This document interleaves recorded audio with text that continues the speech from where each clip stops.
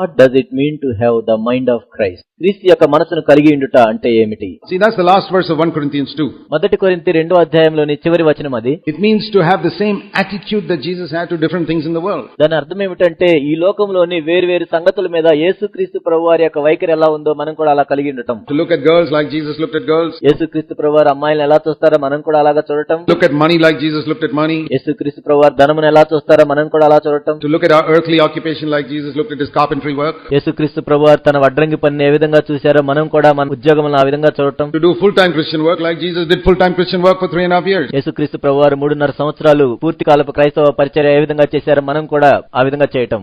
To look at Pharisees like Jesus looked at Pharisees. యేసుక్రీస్తు ప్రభువారు పరిసయ్యులను ఏ విధంగా చూశారో మనం కూడా ఆ విధంగా చూడటం. To love one's enemies like Jesus loved one's enemies. యేసుక్రీస్తు ప్రభువారు తన శత్రువులను ఏ విధంగా చూశారో మనం కూడా మన శత్రువులను ఆ విధంగా చూడటం. So have the mind of Christ to everything. కాబట్టి ప్రతి విషయంలో కూడా క్రీస్తు యొక్క మనసును కలిగి ఉండటం.